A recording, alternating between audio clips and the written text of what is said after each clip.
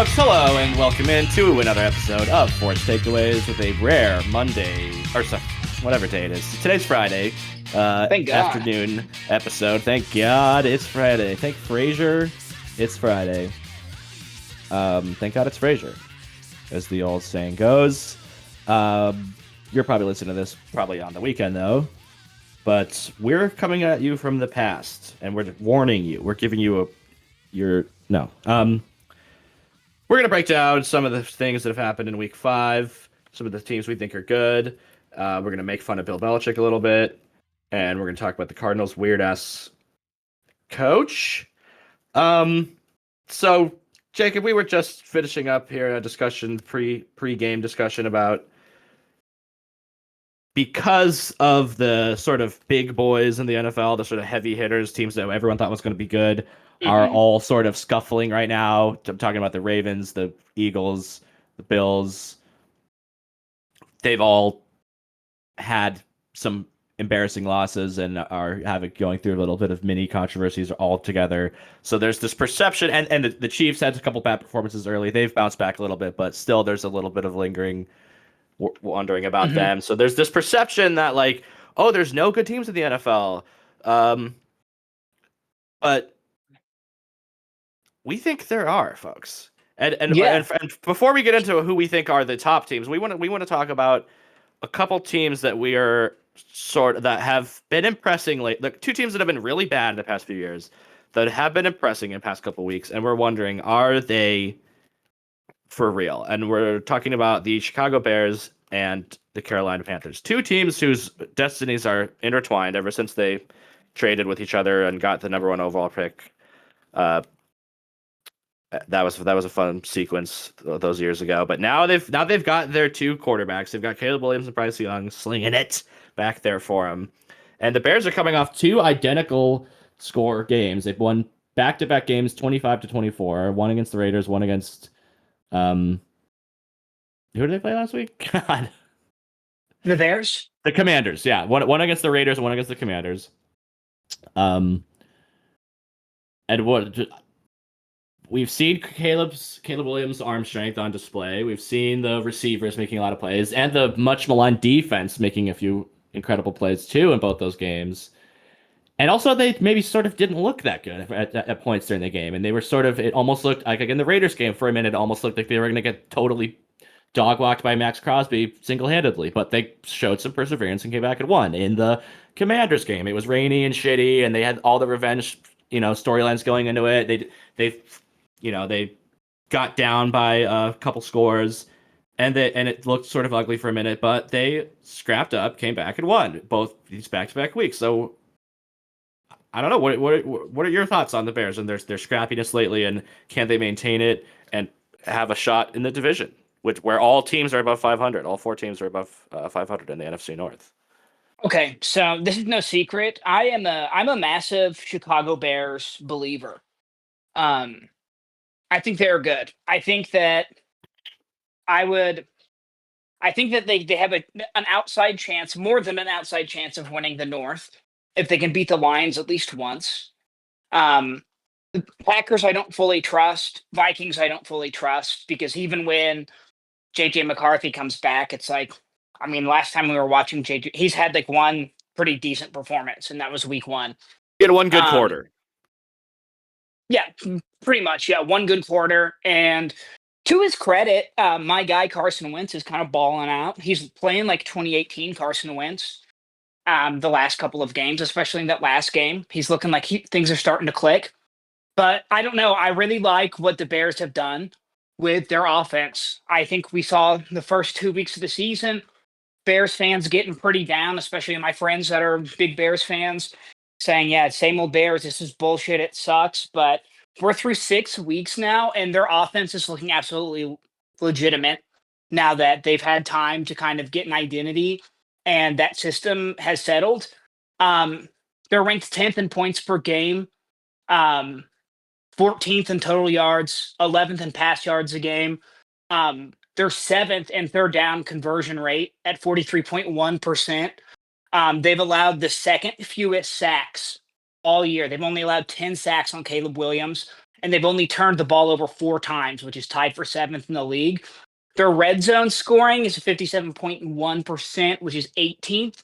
But if you look at everything else on that list that I just mentioned, like, this is an explosive offense. This is an offense that moves the ball, that can score from really any point in the field, as we've seen. They have that kind of deep threat passing game thing clicking for them. And DeAndre Swift, the last few weeks, has picked it up. He has had multiple 100-yard games. He has kind of proven that he can, even though he's more of a shifty, kind of like a one move and he's gone type of back, like open field ball carrier. He's proven that he can take a bulk of the carries and be efficient and impact the game in a positive way. He's also like really answering when it comes to the passing game. They're involving him in the passing game very well. He has a 48% run success rate, which would put him in the top 10 of the league. He's averaging 3.8 yards per carry, which is impressive. Around 4 is good. 3.8 for DeAndre Swift is awesome, just because of the type of player he is. He's usually your change of pace.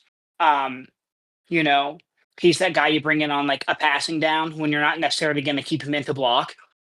So for that reason, I am a huge believer in the Chicago Bears. This offense is clicking. It's coming together. They're young, but they have playmakers. But the most important thing is the fact that this offensive line is coming together and playing so well as a unit. Only allowing 10 sacks, second in the league. They're protecting the quarterback. They're protecting Caleb. They're giving him time to throw the ball, which is why this offense can, move down the field with these. They take these big, long steps down the field with these explosive 20-plus yard plays. And all of that, as I mentioned with the offense, is great, but their defense is overperforming as well. This is not supposed to be a very good defense. They were an injured defense, but there are a couple of things that stand out to me when you look at the Bears defense, and that is going to be their third down defense. They have a 30.6% success rate. So 3 times out of 10, they're allowing a first down on third. And they have 12 takeaways, which is the second most in the league. Much maligned. What's his name? Tyreek Stevenson. Right. The Fail Mary dude is having an all-pro season. They're also banged up. Jalen Johnson is still out. He's going to be coming back. He's recovering from abdominal surgery. They're not very good at getting to the quarterback with their pass rush. They have 8 sacks this year, which is tied for 27th. So their secondary and their linebackers are really holding things down for them right now.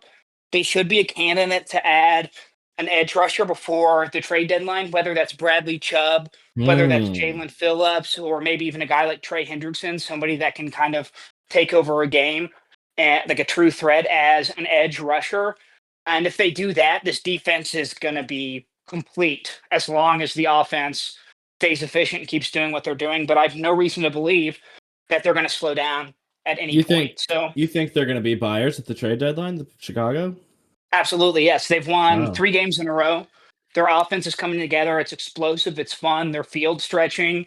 Their defense is overperforming. I have no reason to believe that they won't be. Yeah, they're using the tight ends really well. If they just had like one,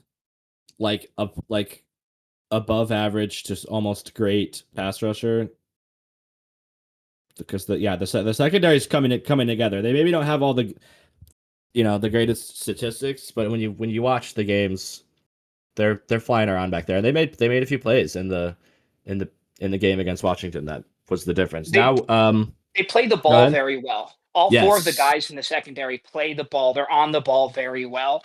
They have good ball skills, as one might say. And the Panthers too have won back-to-back games here.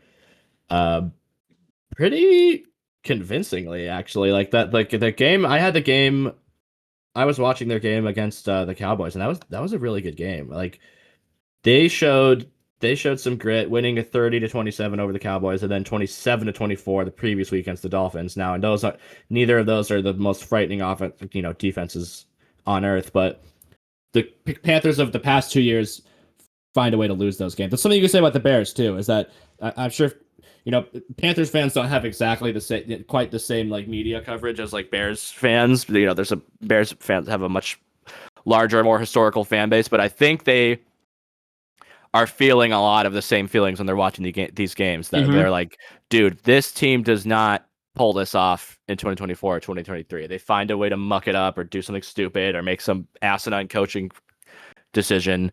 But Bryce Young has made a couple impressive throws this year. And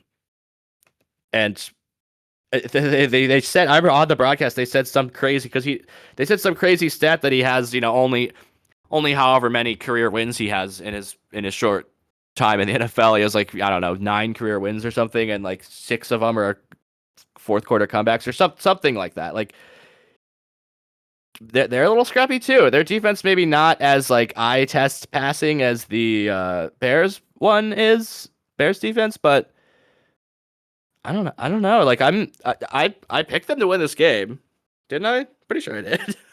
I think you did, yes. I think I'm gonna start picking them a little bit more. That's right.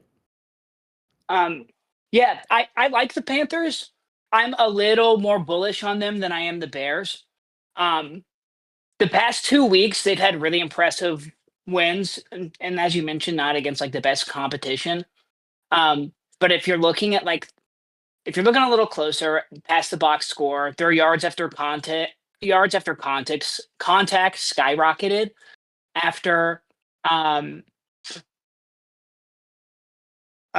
week 4. Can I give you a little correction of something I said earlier? He does have 9 career wins and 8 career game-winning drives.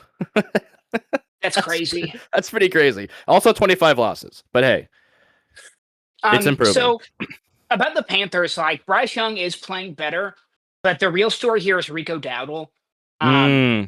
They have completely shifted their offensive identity to a run-heavy offense. He's had back-to-back 200-plus yard games.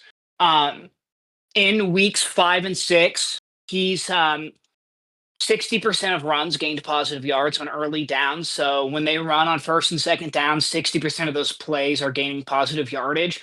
And their O-line has been graded by PFF, the smartest guys in the world, as top 10 in run efficiency in both of those weeks as well.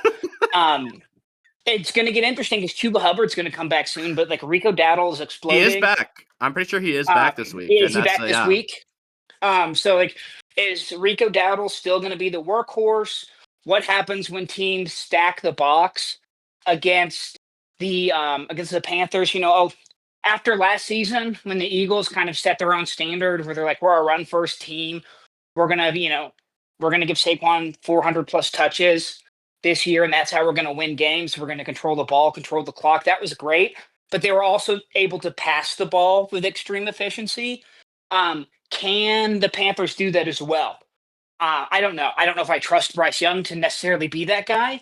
I don't know if their O-line is bottom half of the league when it comes to pass block grade. So they're a much better unit when it comes to run blocking.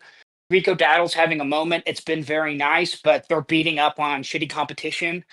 They're kind of like a one-trick pony right here. So when defenses start to adapt and they have like the coaching and the personnel to adapt to the run-heavy offense, can Bryce Young step in and move the ball? And like he doesn't have to take over a game. He just has to be efficient. Efficiency and accuracy have been things he struggled with over the first part of his career. He has gotten markedly better this year. He has better options to throw to as well. So we'll see, but I don't know. I think if you're looking at a broader 30,000-foot view, I feel much better about the Bears on both sides of the ball than I do about maybe just like a one-dimensional paper tiger type of Carolina offense, which is fun. It's cool. It's a cool story to see Rico Dowdle go and absolutely shit on the Cowboys, his old team that wouldn't re-sign him. And the Cowboys are struggling in the run game right now. The Cowboys are a bit one-dimensional on offense as well, right? They have a shitty defense, but they're able to, air the hell out of the ball because they have great receivers, good tight end, and a really good quarterback who's playing at an MVP level right now. But yeah, I think if we're talking hotties and we're talking notties, Bears certified hottie. I'm thinking the Panthers are a naughty. A naughty.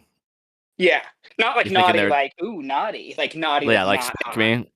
Yeah, I'm looking at their success rates for just the game against the Cowboys, and they're on early downs when they ran the ball, they had a 67% success rate, which is huge. And on the other side of the ball, they held the Cowboys to an 18% success rate on early downs when they ran the ball. So, I mean, that's a pretty good recipe to run the ball really well and to stop the other team from running the ball. Like I think the Panthers are going to be, like you said, like a little bit spicier than the depressing dog shit that they've been the past couple of years, but not necessarily challenging for the playoff spot or certainly a division title.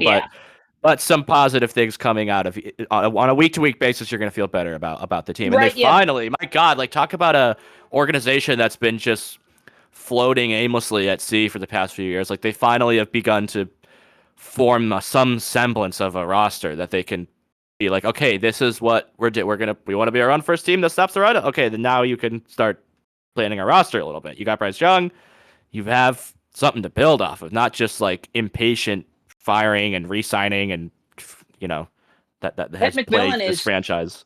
Is looking good too early in his rookie season. Like he's a reliable pass catcher, and that's kind of what they've been missing, honestly, since like Steve Smith left. Is having that guy in the offense. I will say this though, they play in the NFC South, so anything can happen. And I think like while the Panthers aren't necessarily going to be a playoff team, in my opinion, which could change, if they continue to blow the doors off teams and control the ball and run it down their fucking throat. And like if maybe Rico Dowdle is for real and is having a true all-pro season and is going to run for 1,800 yards, that's sick for them. But I think at the very best right now, they're a team like you don't want to meet when you have to win a game. They're like the ultimate trap game team. Oh, yeah. And Dave Canales likes to cheat on his wife. So to get back to the discussion of there's no good the myth that there's no good teams in the NFL, just because no one wants to be a good team anymore. Because no one wants to work anymore. The millennials nobody wants to work. Gen Z, Josh Allen is quiet quitting on his team. Lamar Jackson is faking an injury to end the team is bad. The Eagles are acting like well, they little forgot babies. How to play football. Yeah, it's like and crying every day. You don't want to play football anymore, and like you don't know how to be friends. It's sickening. And they're also cheating by running the ball at 1 yard at a time, and you're actually not allowed to do that. It's not football. It's not. What's the new company line is that there's a false start every time they do it. Have you seen this? That's their new thing they're saying. I'm so sick of it. I don't give a shit. I hope they ban the play, and then Jalen just quarterback sneaks it all the time, and then they try to ban Jalen from doing that. Like, it's so fucking annoying. And then like now Micah Parsons is crying about it. We talk a lot of shit about Chris Jones being a huge baby, but like I feel like people sleep on Micah Parsons being a huge baby too. Like he complains all the time, and he's really stupid. Like if you listen to him speak, like he's not a smart guy. He's like such a typical linebacker meathead. And also, he sexually assaulted one of his teammates when he was at Penn State. He raped a guy by instrumentation, I believe. I think he stuck something up a guy's ass. Jesus and nobody talks Christ. about that. How he likes to stick things up his teammates' asses forcibly. That's not. I'd like to talk about that. That's not football. Yeah, that's not Penn State. They're high character guys. Well, it's not Penn State because his teammate was over the age of 18. I am. If it would have been a child in the shower, I'm going on the personal life section on his Wikipedia real quick. Yep. Yeah, in a hazing situation. It's not that long ago either. No. So there is that. I mean, if you want to complain about stuff, I can complain about maybe how you weren't held accountable for raping one of your teammates. Micah. I might have to bleep that one. Okay. I mean, I'm just like, yeah, it's an inconvenient truth. Let's get Al Gore on the line. Huge deadhead Al Gore. Packers jersey. I'd like to I'd like to twist one up with Al Gore and put on Cornell 77, dude. just, Not me. Just I don't chat. like the establishment. I would rather hang out with Grok.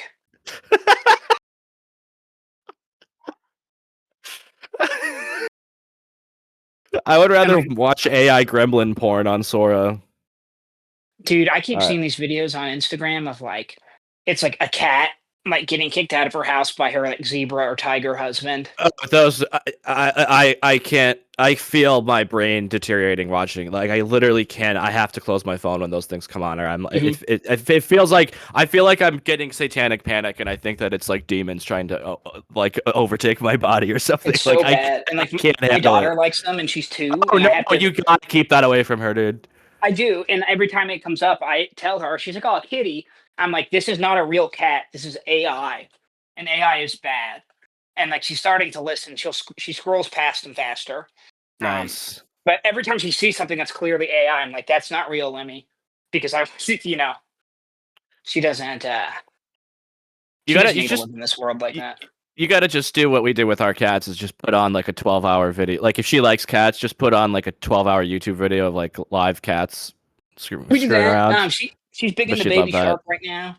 Oh yeah. She loves Baby Shark. We have our own Baby Shark dance that she came up with that we do together. It's very sweet and wholesome. Baby Shark, folks. Big Baby Shark guys in this house. Big Baby Shark, guys. Big, huge Baby Shark guys. We love Baby Shark. We like the animated Tales from the Crypt series too. So It's cute. It's made for kids, and like every episode's kind of like a parable. It like teaches a lesson, like don't cheat, don't steal, like don't be dishonest. Like it's pretty cool, actually. Yeah, and she loves spooky stuff. So, well, we got sidetracked talking about the Eagles because we're talking about teams that everyone thought was assumed was going to be really good to start the season and are kind of struggling a little bit. Bills, Ravens, Eagles, Chiefs. Maybe you could say a little bit. So there's this perception that there's no good teams. But I'm over here being like, the Colts have the best. I have a friend, Mitchell Potts is a huge Colts fan, and I was like, dude, how does it feel to be a fan of the team with the best record in the AFC? Like, I feel like no one wants to like acknowledge that or like act. They just kind of wave it off. Like I kind of think the Colts are like a for real team that people need to start contending with. We're 6 weeks in. We're more than a quarter into the season. Like they're going to the highest point differential in the league at plus 78. They're a good team on offense and defense. Last year, Lou Anarumo got fired from his job with the Bengals, and they blamed all of their team's failures on him. And now he has like a top 15 defense that's being supported by the best scoring offense in the league right now. He's getting more out of that defense than an average DC would be able to with his schemes and whatnot. A lot of simulated blitzes. I love that we're having a big simulated blitz renaissance in the league right now. But yeah, no, the Colts are fucking good, and Danny Dimes is good. Jonathan Taylor is like he's the best running back in the league. Absolutely, he's store brand Saquon is kind of how I see him. Like he's just as good, but he has a different label on him, and people are like, "No, it's not as good." It's the same thing. It's made in the same factory, and he doesn't hang out with fucking overweight 80-year-old Hitler all the time. He doesn't play golf with he doesn't respect the office of the president, whatever the fuck that means. It means nothing. It just means you're a moron, and it means you're in bed with these fucking Nazi creeps because you're investing in the same companies. I was reading something. I was reading about there was like this puff piece. It's like, oh, all these like, this is how he's grown his business portfolio. And it was supposed to be like one of those things where it's like the Wall Street Journal being like black excellence in business. And here's his business portfolio. And like, it was all just like, he owns stock in like weapons companies and like shady AI companies and like gross real estate holdings. Oh yeah, absolutely. That's why he's hanging out with Republicans, because he's just a ghoul like they are. Well, do we have any information on Jonathan Taylor's investment portfolio? Can we pull that up? And I don't want to know. It used to be I didn't want to know a player's politics. Now I don't want to know his investment portfolio either. I don't want to know what weird concentration camp contractor that Jonathan Taylor might be investing in. It sucks. But the Colts are awesome. The Colts do not suck. I feel like they have a very underrated wide receiver room. I feel like Alec Pierce is the perfect complement to Michael Pittman Jr. They have an awesome young tight end. They have a very good O-line now. It's not just remember when they just had one guy that was good on their O-line, and it was their guard. And he was so good that it kind of made the whole offensive line be like considered mid instead of dog shit. Mm-hmm. And now they're good. And now they have like 2 or 3 pretty actually really good guys. Yeah, and he might throw a bad pick every now and then, but he also, it's like, I feel like every game, it's like, all right, here's another 298 yards through the air, 50 on the ground with a rushing touchdown. Like, I love the Danny Dimes renaissance. The Colts are for real. That being said, the Bucs are also for real. And just because it like breaks the perceptions that people had in the offseason, and like these aren't like name brand franchises, right? They're not like the reliable franchises that you see at the top of the power rankings the last 5 to 10 years, right? There's a changing of the guard, it feels like this year, or at least things are just a little different now. It's like one of those years where like it's somebody else's turn. People have a hard time accepting that because everyone has iPad baby brain, especially when it comes to football because of fantasy and gambling and all that shit, and just like hot air take artists that have completely misshapen the way people look at football. It's true. They're the 2 best teams in the league. The Bucs are without a doubt the best team in the NFC. Do they keep playing hard and winning games? Yes. I don't care what their DVOA is. I don't care about the air yards per pass. I don't care about their third down defense percentage or their red zone efficiency. Baker Mayfield keeps showing up. He's threw an incredible touchdown pass to a man that weighs less than 150 pounds. They just win, and they're good, and that is all that matters at the end of the day. You don't need to relitigate a game and look at like in week 2 their DVOA was this. Did they win? Yes. Then that's all that fucking matters. Yeah, so this is one of my boomer opinions, is that there is such a thing as he's just a winner. That's what Baker Mayfield is, and I think that's what Todd Bowles is too. And this is another thing I think we need to start hammering, and I think it's going to be another one of these things that, like, honestly, just to sort of peel back the curtains for a minute, I think we've actually done a really good job at some of our analysis, because there's been a few times where I'm like, we record the pod and then I edit it, so I've basically like listened to it twice or sometimes 3 times. So I have all of our takes and bouncing around in my head. And as the days go by, I see we have the same, the national media ends up saying the same thing that we kind of did. And I think the next trend needs to be the Tampa Bay Buccaneers are one of the best run organizations in football. Ooh. They're already, I'm looking at all NFL teams' records since 2020. It's Chiefs, Bills, Packers, Eagles, Bucs are right there. And they first, it started when it didn't start, but we can at least trace it back to they put together a good enough team to get Tom Brady.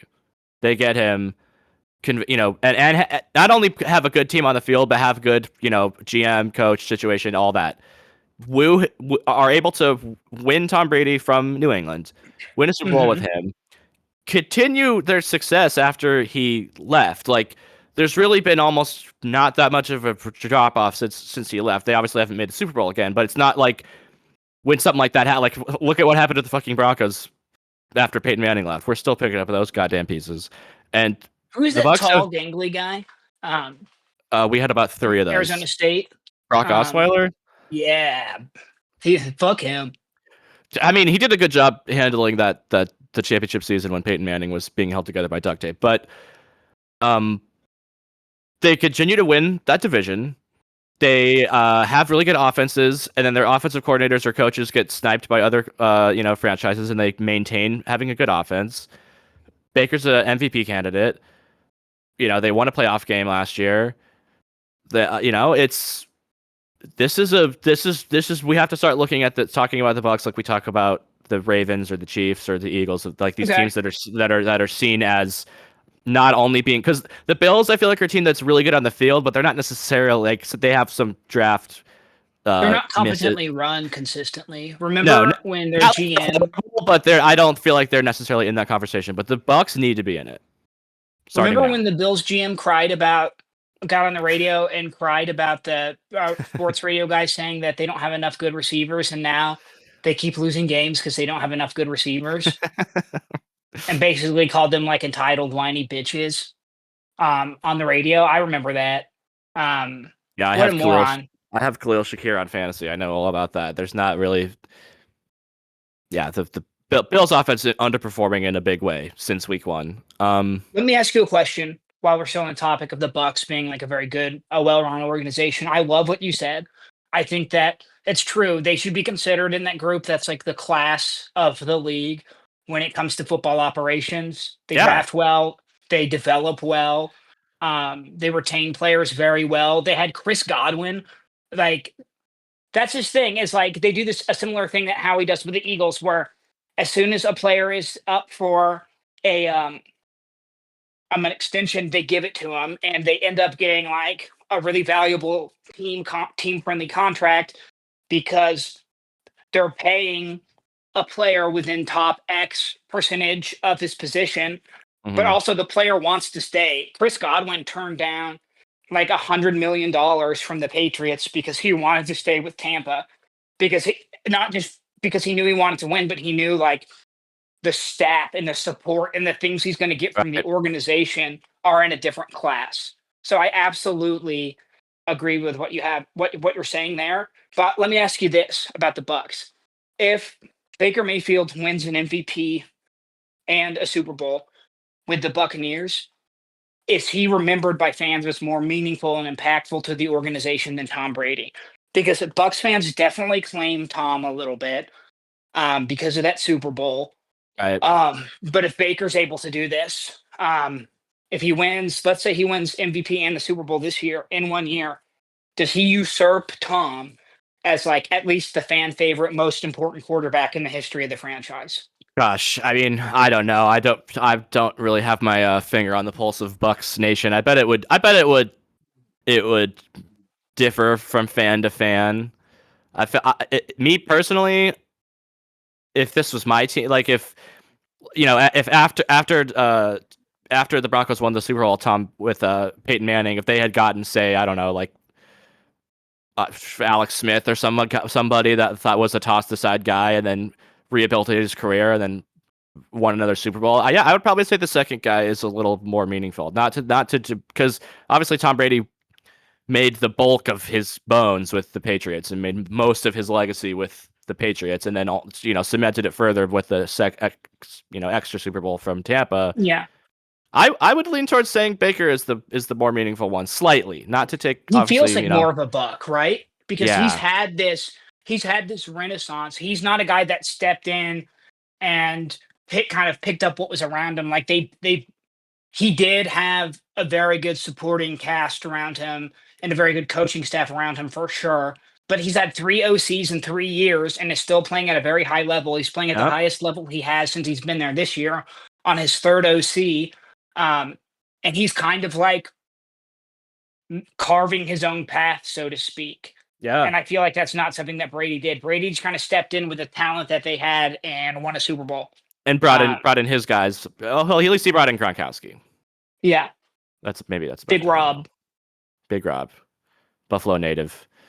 So yeah, I mean, and as far as the MVP conversation stuff, like, I know that I have, either said myself or read things that in the first 5 weeks of a season and been like, this person's MVP, and then by the end of the season, you're kind of like, wow, I can't believe. Remember when we all thought Baker was the MVP? Wasn't that stupid? I don't think it's gonna be like that this year, unless he gets injured. Unless God forbid, and knock on wood, that doesn't happen, but. I don't see this being some type of like thing where in week 16 we're going like, boy, that was crazy. Well, it's Mahomes. Oh, pack it in. I think this can be sustained. Same, because it feels like it can be, because he's not winning because of the situation around him. He is the situation that is creating the wins. He is more or less willing this team to wins in a lot of the weeks, and I know that feels unsustainable, but the more it happens, the more you just kind of believe, like kind of speaking on the boomer belief that you spoke on, like Yeah, I think some guys just have it, and there's enough proof of concept over the last 3 years and 6 weeks into this season that that's just who he is, and there's no reason to believe that he's going to stop being that guy at any time. And it's I mean, really how many? who he's always He's had been. a different offensive line configuration every week. His receiving core is so injured. He's throwing touchdown passes to fourth string 7 rounders and rookie slot receivers and lighting up the league. He is playing with his second string back who is becoming a workhorse. While Bucky Irving heals. Like everything, he is the only constant, and the result is the same, is my point. Right. Go Baker. Go Baker. I Browns want to fans touch on hate it. the job. It's I feel fun. like some of them maybe have a little affinity towards them, do they? Or they all hate Some of him? them do. I have 3 friends that are very good, big Browns fans. 2 of them are very happy for Baker. One of them is kind of resentful, Mm. and is still kind of arguing that he sucks, but like sucked in Cleveland, and Wow. he did Maybe he at did, times. yeah. They didn't get rid of him for nothing. It wasn't like he was winning double-digit games year after year, and then they just shipped him off, you know? Yeah, I think that they didn't see the writing on the wall, though.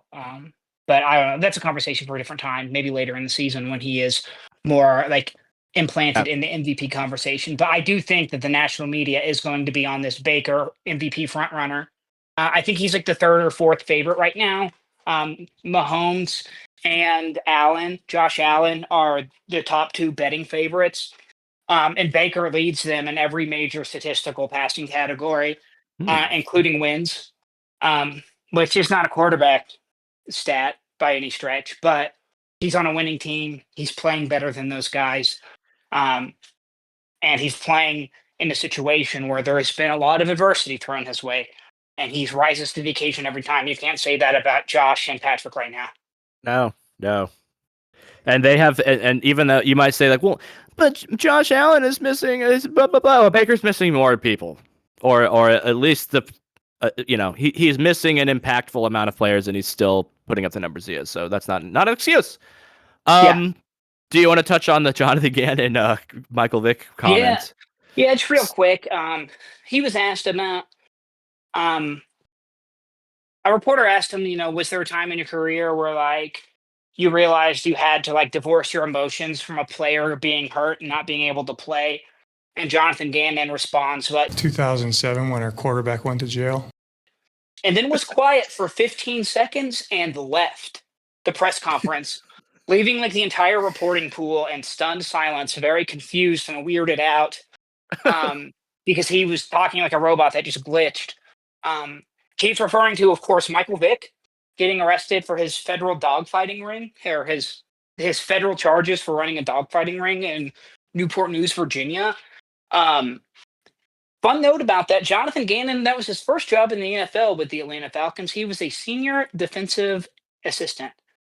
So like he wasn't even coaching a group on defense. He was just kind of a guy that was there that probably like, got towels or whatever and like printed out reports and like cut up film. And to talk like that, it was so weird. What a weird thing to bring up. He's just a really weird fucking guy. He's perfect for Arizona.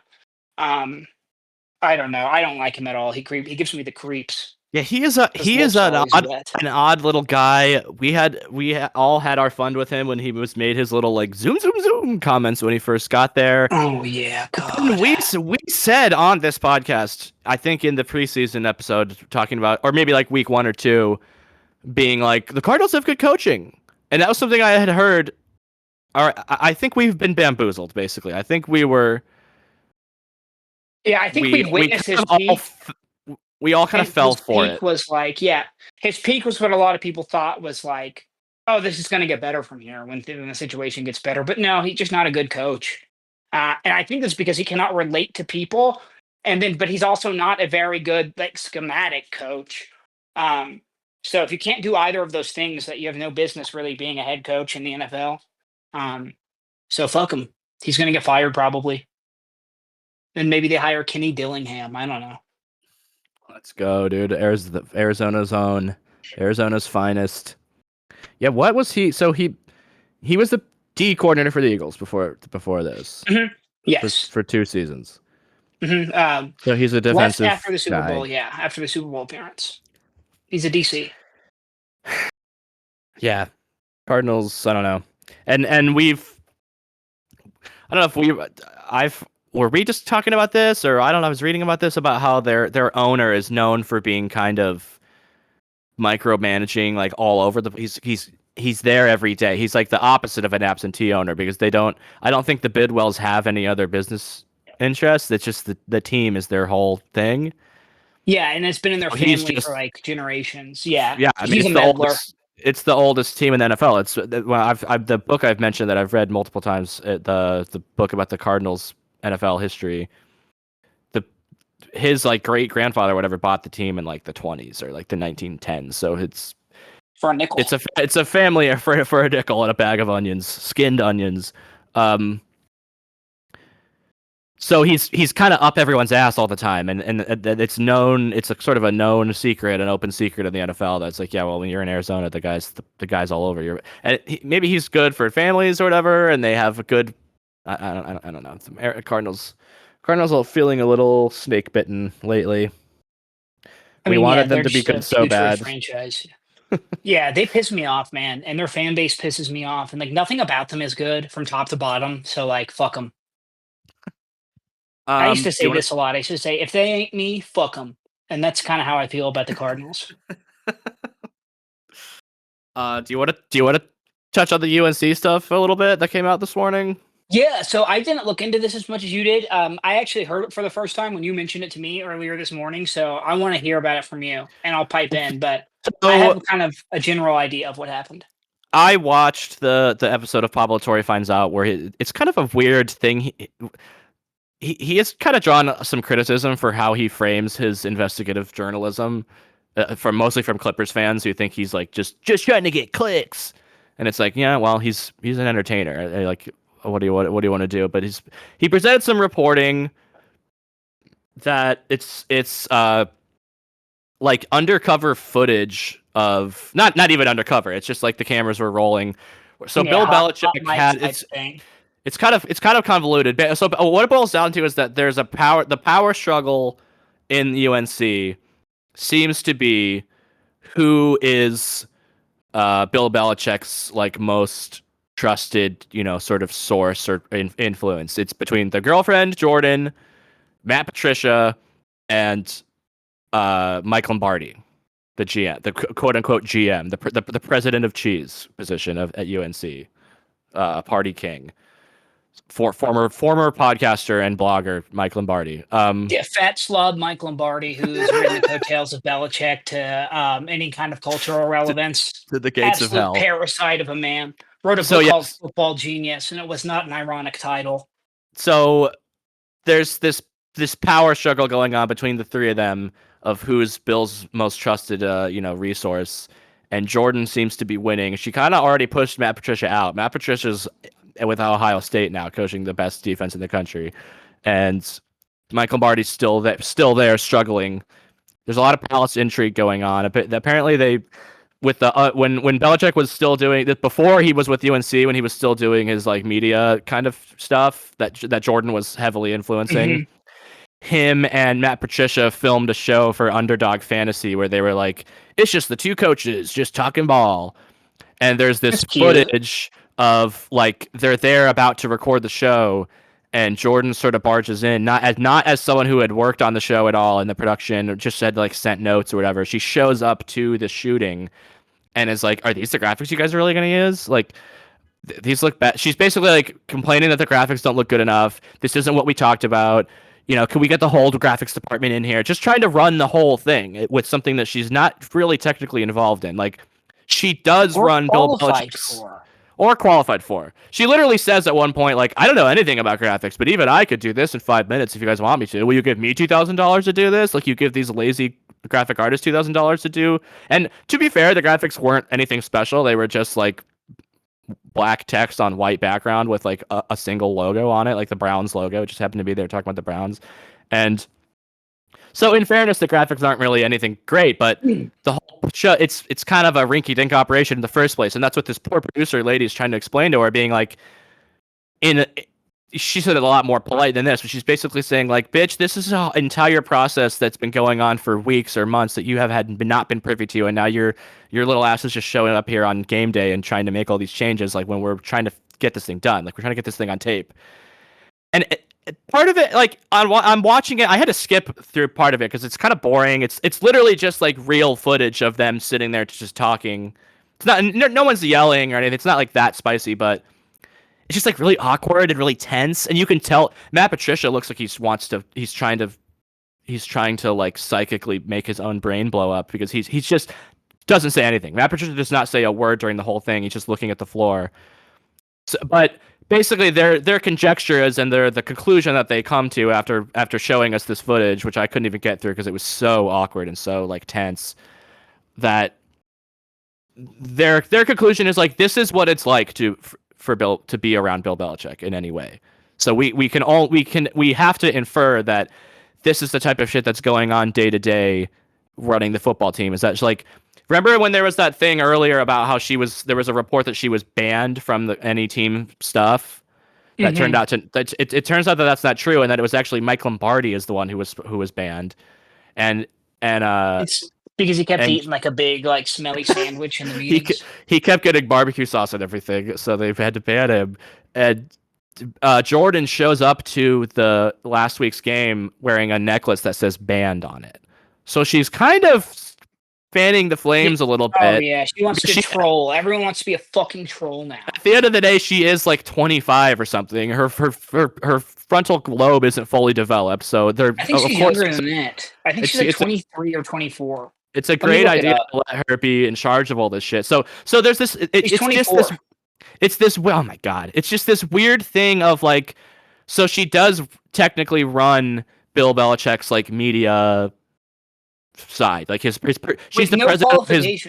With no real qualifications. Like if you go to his website, it's literally just a bunch of GIFs that say like the Giphy watermark is still on all of them, and so she does this thing where she's like. She uses her closeness and proximity to Bill. He also trusts, during the weird footage of them doing this show, Belichick keeps going like, look, Jordan will say something stupid, and then Bill Belichick will be like, yes, she's right. Wait, well, how come all these graphics aren't better? So it's like she has this influence over him, where like indirectly or directly, so that like she is allowed to attend all these things.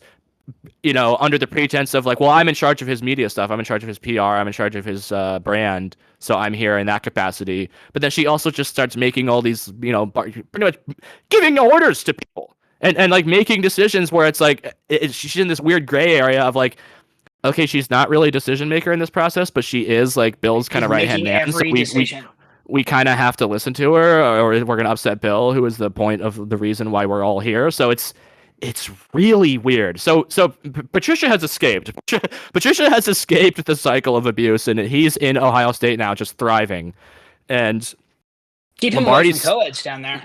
Lombardi's still there fighting the good fight as the quote unquote GM, which of course means nothing. And the team's horrible. And they play tonight, by the way. Which I work tonight, but I'm gonna be able to see it. It's weird. They're playing Cal, so the game's at like 9 or 9:30 or something. So I'm definitely gonna be fucking tuned into that. It's on ESPN, folks. Check it out. It's all just gross and weird, and I hate it, and I hate everybody involved, and I just don't care anymore. She's bossy and mean, and like he is like pathetic and getting dragged around by it all, and like I want to fuck off. I just want to. The best thing you can do is not pay attention, because that's all she wants, and that's all he wants is attention and money. And the best thing you could do is just to tune them out and make them irrelevant. That would hurt them the most. So that is my contribution to the zeitgeist. Yeah, I'm afraid they're gonna flame out and have like a big messy ending to this. Is what this seems. This is headed towards. Without a doubt, and the things that she's gonna put out about him, I will hungrily consume. Like. And my conclusion, but my takeaway from it, I closed my laptop and like got up and was just sort of like pacing, just thinking about this, and I was like, not to get too morbid or anything, but Bill Belichick is 73, dude. Like, what are we gonna do when he's left this earthly plane in 10 years or less, and this is the last thing he did? in the public eye was have this like stupid fucking dumbass fucking chapter of his life with this weird woman that is she's doing what everyone thinks Yoko Ono did, that what she didn't even really do, but it's just a nightmare. And it's sad. Yeah. Ultimately, it's sad because the guy is the greatest coach ever, and it's just a sad end to a long chapter of football. He lives in a prison of his own design and construction. Damn. He's making money, and that's all he cares about. So people will ultimately just remember his legacy in New England. Enough time will pass, and they'll just remember the rings and the banners. And I think he probably knows that. But right now, he's getting laid by a hot young chick and making money, and that's probably all he cares about because he has a vacant space in his body where his soul should be. Oh my god. All right. Well, should we get into the pickies? Hell yeah. So we missed Thursday Night Football. I probably would have picked the Steelers, frankly. So dodged the bullet on that one. The Bengals end up getting a win. I would have picked the Bengals, so I got a win there. Thank you. We count those. That was a fun game. It would be so funny if Flacco stays healthy and takes them on a run because, like, dude, he can still fucking sling it, and these guys are getting open. And if the defense plays well enough to where they can score enough points to win, like, what if they like kind of stumble into the playoffs, or what if they win the AFC North? Like, the AFC North isn't good this year. Like, it's anyone's division at this point. The Ravens aren't going to win it. The Browns aren't going to win it. It's kind of like between the Bengals and the Steelers, and the Bengals have one up on the Steelers right now. So, like, if they kind of like win a majority of their games and beat the Steelers again, they have a shot. Very well play a home playoff game with Joe Flacco, and that would be sick as hell. I love Joe Flacco. He's cool. He's probably one of my favorite quarterbacks of all time. He's great. I love his attitude. I love his mannerisms. He seems like he couldn't be bothered to worry about shit. And like, why would he be at this point in his life? He's playing football and getting paid money. And he still wants to be doing it for like 10 years. Yeah, and he had a great game last night. Not even from like a statistical standpoint either. Like, he was throwing good balls. Like that ball to T. Higgins to like seal it and get them in field goal range. That was a dime. He's still got it. I already liked him. Like I've never not liked him really. But I gained a sort of a newfound respect for him when he, I think it was his first public press thing with Cincinnati. Someone asked him like, why are you still doing this? Like, what do you have? Like, why do you stay playing for so long? And he basically said like, I just still think I have something to offer the league. I feel like I still haven't shown my full everything I can offer an NFL team, and I still think I can do that. And when I finally do hang him up, I want to be able to say that I gave it my all, and I did it. I took every opportunity that I could possibly get. So, and I feel like I can still do it. So why wouldn't I give my services to a team that wants it? So I thought I had a new respect for him. Already liked him. He's a Paisan. That's such a good Went to freaking Delaware, which is so weird. And he has I like his accent. He has like a sort of like a Northeast accent. He sounds like a lady I used to work with. He's from Rhode Island. Yeah. He's just like almost not mid-Atlantic, but more like Pittsburgh almost, kind of like, okay, or like Philly, kind of like the Delco, almost like the Delco accent where he drags out his O's. Yeah, he was like, yeah, I still feel like I still have something to offer a team. It's kind of similar to the Baltimore accent, honestly, which is probably part of why he played so well there. But yeah, he's a cool guy. He had an awesome game. Jamar Chase had fucking 16 receptions, which they said I think is a franchise record. Which is there's been some good receivers for that franchise, so that is impressive. And we said this on our previous episode too, is that Jamar Chase is easily the best receiver Joe Flacco's ever shared the field with. So if the game plan is just going to be lob up balls to force teams to beat man-to-man T. Higgins and Jamar Chase at the same time on every play, then I don't know. It could be a recipe for success. The Steelers side of it is that they spent a lot of money on their secondary and they got pooped on. So that's going to be something they did get absolutely pooped on. Look forward to. I'm glad they got pooped on too. So the next I game am. we can't predict that one. But the next game, unless you have something else on Bengals Steelies, I don't have shit. Bangies. The London I game don't this have fucking week shit. is Rams, quote unquote, at Jaguars. You know, the Jaguars are London is pretty much their second home. The London games are ugly for the none of the so like that's I find myself trying to predict this game, and I'm like, you can kind of throw when it comes to the international games, what the teams did in the previous couple weeks. I almost feel like that you can't doesn't really matter. Even it matters even less than normal because traveling to London is so fucking weird. Even though the Jaguars do it a lot, it's still weird. So I tend to my new thing for predicting these London games, even though this is the last one of the season, so whatever. But like the Rams have a reputation for being like a pretty good, well-run organization. So I like in all aspects. So I feel like when those teams travel, they tend to do better. When like a dumbass shitty team like the Browns goes overseas, they Did you hear play that? poorly. What? I farted. That's I'm sorry. okay. I didn't hear it. I wish I did. Was it I a shouldn't have said was it anything. a honker or like It was like a honker. a little toot? Okay. It was a certified honker. Anyway, I'm predicting the Rams to win. Sorry Okay. to ramble, Um, but I'm going Rams. I like that. Not that I'm the gonna go Rams Jaguars are too. like a horrible run organization. I just think Rams are a little better. That's who I think has an edge in these international games. Well, Anthony, whose house? Rams house. Rams house. Nate's land, man. Nathan Landman. Yeah, he's my favorite African athlete. He's my favorite African American. Dude, Trump would love him because he's very white, but also from Africa. And he's He would huge. give him a green card in a minute. And he's big and handsome.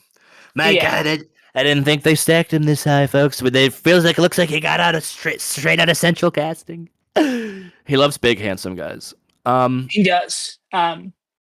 We go to the noon games now, the American games, back in the lower 48. First up, critical matchup that is going to have you on the edge of your seat. Eagles at Vikings. Ooh, I'm going Birds. I'm not picking the going- Eagles anymore this year. I'm going Vikings. Oh, why? Because I don't believe in the team. Oh. To be completely fair and honest with you, I don't believe in them. They're acting like a bunch of petulant little kids, and I'm sick of it. And I don't want to pick them to win. I don't even really want to watch this game. We're gonna lose to fucking Carson Wentz, and it's gonna be really embarrassing. I'm personally not totally bought into the Vikings. They've kind of been a sort of inconsistent. I'm not like don't 100% trust Carson Wentz, and I definitely don't. They've got themselves in a weird position now. What they're going to do with JJ McCarthy when he's healthy, because he probably is healthy enough to play this week, but they're just being cautious and going to go with Carson Wentz. But what are they going to do when it's obvious that he's healthy? It depends. This game has a lot of storylines for the Vikings too. I'm picking the Eagles. I think you got to roll with Wentz.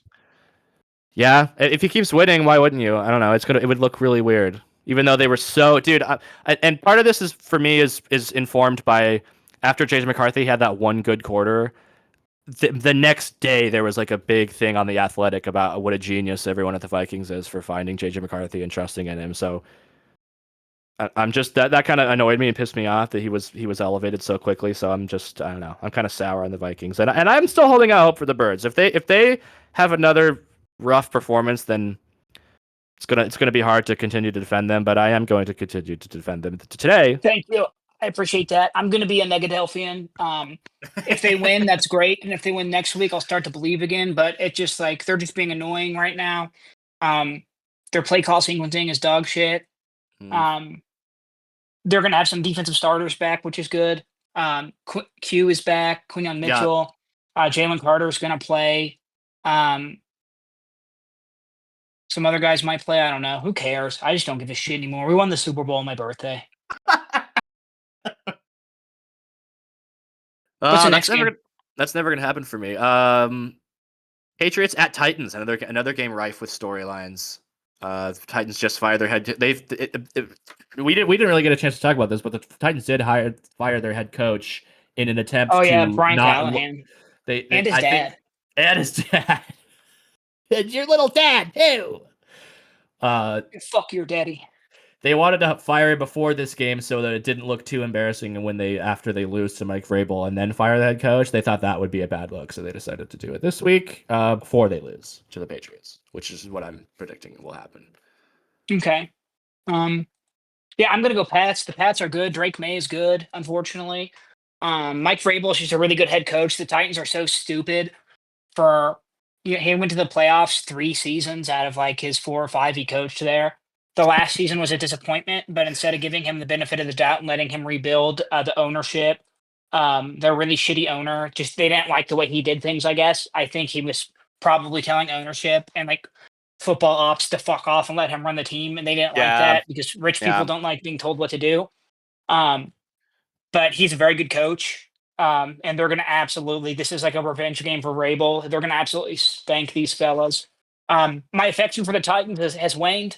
I was excited after that Cardinals game. I fell for the eye candy. I still love Cam Ward. I still think he has the potential to be very good and potentially the best quarterback in the league, just given his raw talent. But they have to get some competent coaching behind him, or he needs to find an organization that will put him in a position to succeed. And so I'm going Pats. That will love him. Yeah. Yeah, a lot of inconsistency in the Titans organization. They're one of those teams that like fires the coach, gets a new coach, fires the GM, gets a new GM, fires the coach again, gets a new coach. Like they're constantly flip-flopping coaches and GMs. It's just hard to win. A lot of games in a row doing that. Next game, Panthers at Jets. I feel Panthers. like after we just talked up the Panthers for like a long time, so we kind of both got to pick the Panthers in this one. Jets are the most down bad team in the league, though, so it's not really that hard. I have nothing to say about the Jets. I'm not gonna demean myself by putting like thoughtful, putting any kind of thoughtful analysis or giving the Jets a thoughtful answer or any of my mental energy. I'm better than that. Fireman Ed can watch them and jerk off. I don't care. Another gross team. A couple of gross teams that piss us off a lot. The Dolphins at Browns. What do we? That's boy. You got to be a real freak if you're gonna sit down and watch all 3 hours of that one, buddy. Holy Who's playing shit. at home? Is it at Cleveland? It's at Cleveland. Yeah. I'm going just gonna go Browns. Fins. Yeah. I know you hate the Fins. I don't believe in the Browns. They're already starting to sell. They got rid of Greg Newsom, Gruesome Newsom. Gavin. They got rid of Gavin Newsom. Yeah. Gavin Newsom wants me to wear a mask to the grocery store because he's a tyrant. But yeah, I'm gonna go Fins. I'm pissed at the Browns. I'm going Browns. Dylan Gabriel doesn't look he doesn't look like horrible. He's like somewhat competent. They've had a lot of drops. Their receivers are not really helping him out a lot. So hopefully they can, if they get 2 or 3 less drops, they win that game last week. So I'm going Browns. Saints at Bears. Saints at Bears. Oh, bear down, baby. Bear fuck down. the Saints. It's very funny that they drafted that Tyler Shuck guy in the 2nd round, and they're just really bad. Spencer Rattler is like playing well enough to not lose the job. That's hilarious to me. Another incompetent organization. It is funny that all 4 NFC South teams won last weekend. Like, when was the last time that happened? You gotta imagine. But yeah, it's not gonna happen again this weekend because the Bears are gonna win by 1 million. Hell yeah, bear down. I'm going Bears too. Saints are kind of frisky, but want to see Bears get a big win. Raiders at Chiefs. I think we all had a lot of fun writing off the Chiefs early in the part of the season, but I think they're going to be a factor for the rest of the year, we'll like it or not. So they might not win the West though. I think Broncos or Chargers have a better shot.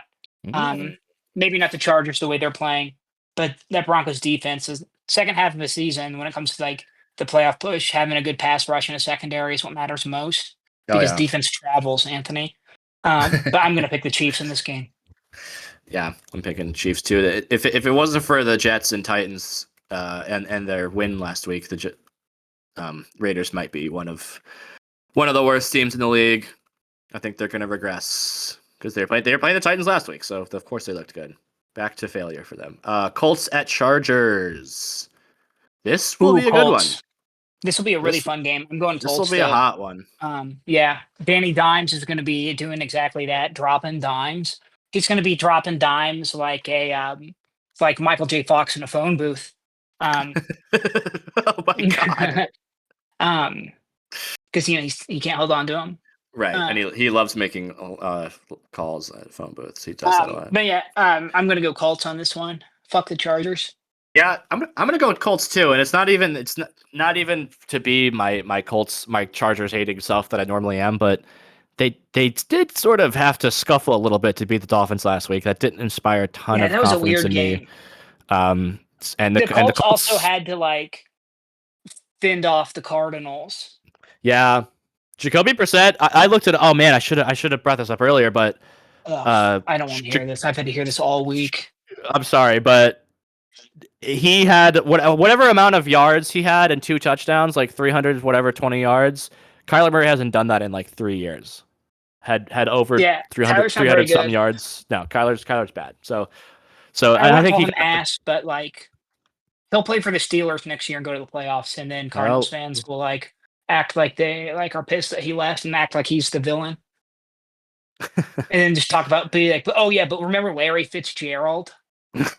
We should sign him again. Can we sign OBJ? But I'm picking the Colts because they're the best team in the conference, and the Chargers are not perfect. So I'm gonna have to go with them. Sorry. This is our Colts. This is our team. He did the halftime show. Did you see that? Yeah, I did. That's awesome. I love that guy. That's so funny. That's a perfect example of autism speaking, Anthony. This is our Colts. Giants at Broncos. Broncos. Yeah. Fuck, I'm not talking about the Giants. Can we just pick it? And I can't do it. I won't do it. I'm not talking about those chuds. I don't want to hear about the most Republican guys in the league that talk like black guys all the time. I'm not doing it. Can we just pick it? Will you just say Broncos and we can move on, please? Yes, Broncos. Broncos will win. Broncos win at home easily. Packers at Cardinals, the 2 oldest teams in the league. Yeah, I wanted to go to this game, but I don't think I'm going to go to another Cardinals game ever again. Packers. The last one was too fun. It'll never live up to that. Gonna be hard. I'm going Packers too. Sorry to feel like an idiot. What Cardinals are on the list of teams that made me look fucking stupid this year. So mad at them. Go Pack in that one. These are the afternoon games now, by the way. Commanders at Cowboys. Little NFC East action. I'm gonna go Cowboys. Wait, hold on. Commanders at Cowboys, right? Yeah. You said you're going Cowboys? Cowboys. I'm not a Commanders believer. And I think I think Dak Prescott is having one of the best seasons of his career and has has the best weapons he's ever had. And against that Commanders defense, that's all that's going to matter. I think I was listening to Sheil Kapadia on the Ringer Daily NFL podcast, and he brought up that everyone kind of had the whole argument about the Bears made the wrong decision. They picked the wrong guy. Jaden Daniels is what we thought Caleb Williams was going to be. Yeah. But now it's Caleb Williams is having the year in his second year that Jaden Daniels had last year, and Jaden Daniels is kind of having the year Caleb Williams had. So they kind of just traded vibes. They swapped positions a little bit, and I think they're still both very good and going to have good careers. But I'm not a Commanders believer. I never will be. I like Jaden Daniels as a player. I like him as a guy and as a player. But honestly, fuck the Commanders. Fuck Josh Harris. Let's go. Let's go Cowboys, I guess. Horns up. CeeDee Lamb. I like CeeDee Lamb a lot. And I think I saw that he's going to be back in this game too, so that's huge for them. And the Jaden Daniels Caleb thing, it's not an indictment on either one of them for their whole legacy that they had one bad season. This is just what happens with young quarterbacks. They have good seasons, they have bad seasons. You roll with it. You try to do your best. Commanders are just notably quite old as a roster. and they just don't seem to have the juice that they had last year. So yeah, I've soured on them. So I'm going Cowboys too. Might be a Fuck shootout yeah. though. Falcons at It might be. 49ers. Ooh, I like this actually a lot. yeah, I'm gonna go at the Niners. I'm gonna go Falcons. Yeah. Bijan is kind of like I think the best running back in the league. I know that you picked Taylor. Taylor is my 1B to his 1A. Bijan is like, when he was drafted at like 7th overall or whatever, he's finally playing like that. And it's very exciting. And I think him emerging in the passing game as well is going to help Penix come of age finally and like be consistently good. So that is great for me, a Michael Penix fan and believer. So let's go Falcons. It's also very funny that Mac Jones is playing just as good, if not better, in some of these games than Brock Purdy is, and they gave Brock Purdy $215 million. Yeah, I think that would be less of a controversy if they didn't have all these injuries going on. Kyle Shanahan's a good play caller. Like he makes a lot of quarterbacks look better than they would otherwise. I'm not reading a whole lot into that. I think they're having a lot of problems, and it's just to throw it on the list of problems 49ers are having. But I'm going to debut a 49ers take I have for you, okay? And I tried to do a little research on this, and it's kind of hard. This topic is hard to find, especially now that Google fucking sucks because of AI. But with all the injury problems the 49ers have been having, do you think it's kind of a little bit of football god cosmic magic a little bit due to the fact of how much of a fuckboy Kyle Shanahan is about injury reporting? Don't you feel like don't you feel like they've had such a weird history of him being like intentionally vague and misleading about injuries and then almost kind of getting in trouble for it sometimes, like not in a real way, but like pushback? And then you see, even last week, you saw Jawan Jennings after in the locker room being like, "Yeah, I've been playing with like 100 broken ribs for 2 weeks," and everyone was like, what?" Like that was not reported before. And lots of NFL coaches do this. Lots of coaches are vague about injuries. But I feel like Kyle Shanahan is especially bad about it. And maybe he's traumatized from that one really, really horrible injury season that they had that one year. But I feel like it dates back to before that. And I don't know. I'm not a 49ers hater or anything. Like, I'm not trying to be like, ha ha, but it does make, I was thinking about this and I found it interesting that he's always kind of like low key lying about injuries, and they are having a bunch of injury problems this year. So it's kind of like, I don't know. Interesting. Noticing. Who are you What do you think about that? I'm picking Falcons. I think you're on to something. I think he is being punished. I think it's also like he's being punished for the sins of his father for ruining Robert Griffin. Jeez, taking that away from us. It's true. Damn. Yeah, the Falcons look really good though. They are kind of famously especially this season and a little bit last season too. They kind of like have a really good game and they follow it up with a stinker. But 49ers are kind of really in hell right now, especially with they were already scuffling with injuries, but losing Fred Warner for the season gonna be tough. This is the Sunday night bit game, by the way, too. Gonna be tough to come back from that. So, Dirty Birds. Oh, hey, just a heads up, my family's coming home right now, so you might hear my daughter in the background. Anthony and listeners at home. Listeners. It's okay. We only have the 2 games left, and I believe this is the last Monday night. The last Monday night doubleheader thing. They're doing the one I like, which is the one they do 1 at 6 and 1 at 9 for late night heads so like much me. Better. Yes. Actually like that. If they're gonna do it, I wish it was like that. We don't like this every week, honestly. I'm fine with this, but I understand people don't like it.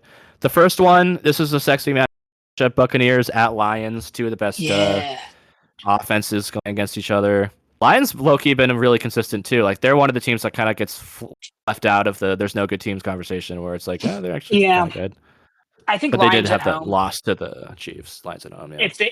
If they were in Tampa, I'd pick the Bucks, but I'm going to take Lions at home. They have been inconsistent, but I feel like every other week that offense is like, oh shit, yeah, like, oh yeah, I always forget Amon-Ra St. Brown can just be the best receiver that's ever played football. Sometimes, he's so good, but when he wants to be. So I'm going to go Lions at home, but Baker plays a hell of a game and stays in MVP combo. Yeah, I was watching their game last week against the Chiefs. He had a kind of a mischaracteristic drop, and I was like, "Oh, he's about to lock the fuck in after this," and he did. But they lost obviously. But I think the whole team's going to be disappointed with that performance last week. Like they kind of got muscled around. Going to see predicting a big bounce back win from them. They might be losing at some points. Like it's not going to be easy, obviously, with Baker, the MVP candidate, leading them.